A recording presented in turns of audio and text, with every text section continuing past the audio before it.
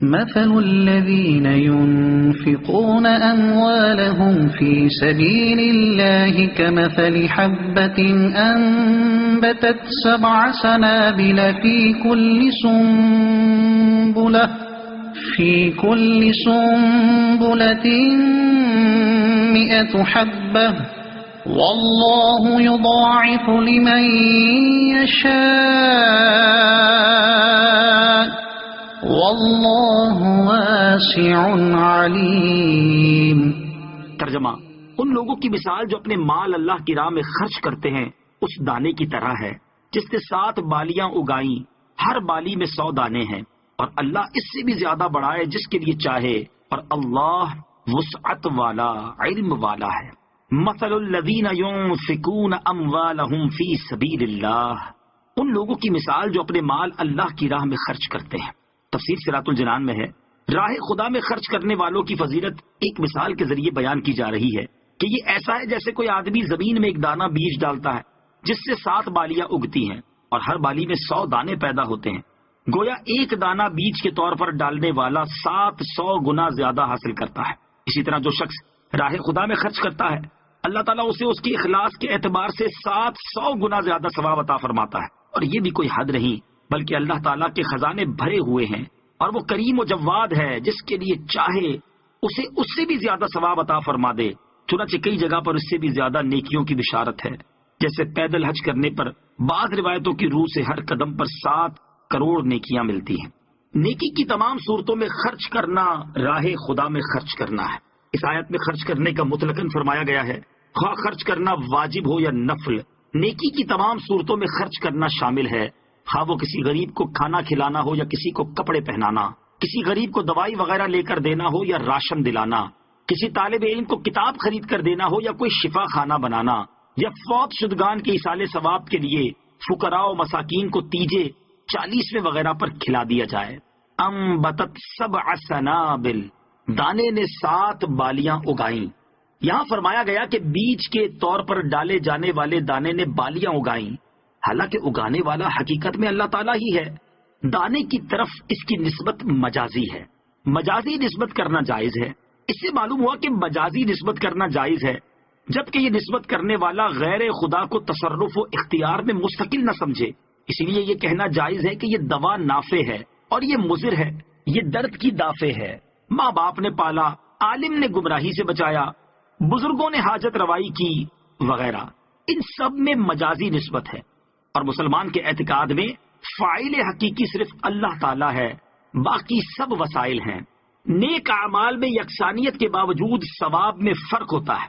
نیز یہ بھی یاد رہے کہ نیک اعمال تو یکساں ہوتے ہیں مگر ثواب میں بعض اوقات بہت فرق ہوتا ہے، یا تو اس لیے کہ اخلاص اور حسن نیت میں فرق ہوتا ہے، یا حضور اقدس صلی اللہ تعالی علیہ وسلم کی نسبت کی وجہ سے تھوڑا عمل زیادہ ثواب کا باعث ہوتا ہے، جیسا کہ حضور اقدس صلی اللہ تعالی علیہ وسلم نے فرمایا، بخاری شریف کی حدیث ہے کہ اگر تم میں سے کوئی احد پہاڑ کے برابر سونا اللہ تعالیٰ کی راہ میں خرچ کرے تو اس کا ثواب میرے کسی صحابی رضی اللہ تعالیٰ عنہ کے 1 مد یعنی ایک چھوٹی سی مقدار بلکہ آدھا مد خرچ کرنے کے برابر بھی نہیں ہو سکتا۔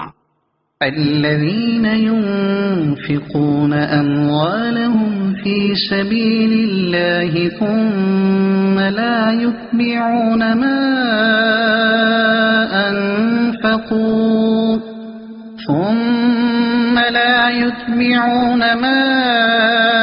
أنفقوا منا ولا أذى لهم أجرهم عند ربهم ولا خوف عليهم ولا هم يحزنون۔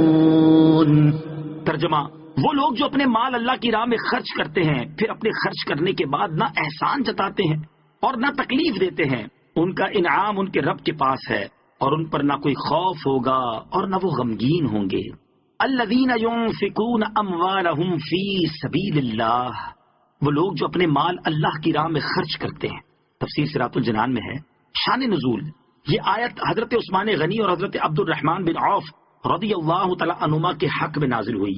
حضرت عثمان رضی اللہ تعالیٰ عنہ نے غزوہ تبوک کے موقع پر لشکر اسلام کے لیے 1000 اونٹ بما ساز و سامان کے پیش کیے، اور حضرت عبد الرحمن بن عوف نے 4000 درہم صدقہ کے طور پر بارگاہ رسالت صلی اللہ تعالی علیہ وآلہ وسلم میں حاضر کیے اور عرض کیا میرے پاس کل 8,000 درہم تھے، ان میں سے آدھے اپنے اور اپنے اہل و عیال کے لیے رکھ لیے اور آدھے راہ خدا میں پیش کر دیے ہیں۔ سرکار دو عالم صلی اللہ تعالی علیہ وسلم نے ارشاد فرمایا جو تم نے دیے اور جو تم نے رکھے اللہ تعالیٰ دونوں میں برکت فرمائے، من ولا اذا، نہ احسان جتائیں اور نہ تکلیف دیں۔ صدقہ دینے کے بعد احسان جتلانا اور جسے صدقہ دیا اسے تکلیف دینا ناجائز و ممنوع ہے اور اس سے صدقے کا ثواب ضائع ہو جاتا ہے، جیسا کہ سورہ بقرہ آیت نمبر 264 میں فرمایا کہ احسان جتلا کر اور ایذا دے کر اپنے صدقات کو باطل نہ کرو۔ احسان جتلانا تو یہ ہے کہ دینے کے بعد دوسروں کے سامنے اظہار کرے کہ ہم نے تیرے ساتھ ایسے ایسے سلوک کیے اور یوں اس کا دل میلا کرے، اور تکلیف دینا یہ ہے کہ اس کو عار دلائیں کہ تو نادار تھا، مفلس تھا، مجبور تھا، نکما تھا، ہم نے تیری خبر گیری کی، یا اور طرح اس پر دباؤ ڈالیں۔ قول معروف ومغفرة خير من صدقة يتبعها أذى والله غني حليم۔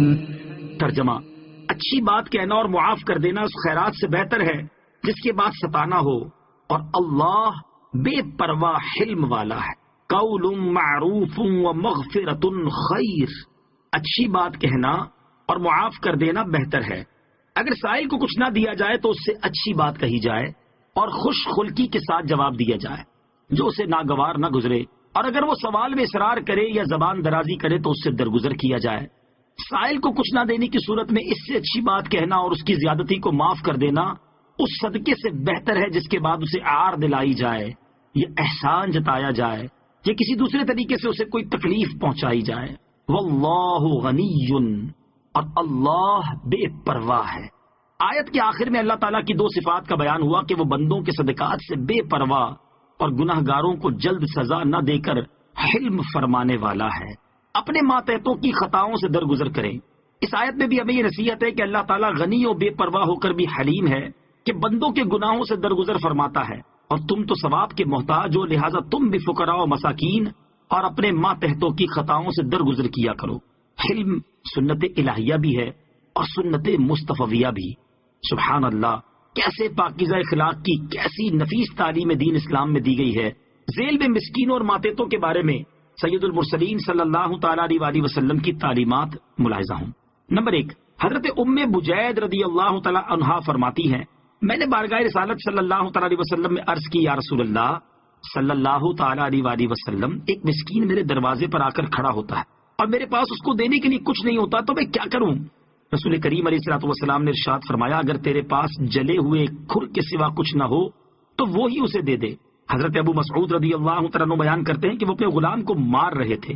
غلام نے کہا میں اللہ تعالیٰ کی پناہ مانگتا ہوں، اور اسے مارنا شروع کر دیا۔ غلام نے کہا میں اللہ کے رسول کی پناہ مانگتا ہوں، تو انہوں نے اسے چھوڑ دیا۔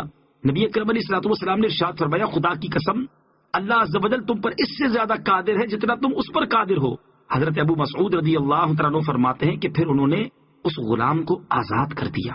نمبر 3، حضرت ابو سعید خدری رضی اللہ تعالیٰ عنہ سے روایت ہے نبی اکرم صلی اللہ تعالیٰ علیہ وسلم نے ارشاد فرمایا جب تم میں سے کوئی اپنے خادم کو مار رہا ہو اور وہ اللہ تعالیٰ کا واسطہ دے تو اس سے اپنے ہاتھ اٹھا لو۔ اور نبی کریم علیہ الصلوۃ والسلام اپنی خدمت گاروں سے کیسا سلوک فرماتے تھے اس کی ایک مثال سماعت کیجیے۔ چنانچہ حضرت انس رضی اللہ تعالیٰ عنہ فرماتے ہیں جب تاجدار رسالت صلی اللہ تعالیٰ علیہ وسلم مدینہ منورہ میں رونق افروز ہوئے تو آپ علیہ الصلوۃ والسلام نے کوئی خادم نہیں رکھا ہوا تھا۔ میرے سوتیلے والد حضرت طلحہ رضی اللہ تعالیٰ عنہ نے میرا ہاتھ پکڑا اور مجھے لے کر بارگاہ رسالت میں حاضر ہوئے اور عرض کی یا رسول اللہ صلی اللہ تعالیٰ علیہ وآلہ وسلم انس سمجھدار لڑکا ہے اس لیے یہ آپ کی خدمت گزاری کا شرف حاصل کرے گا۔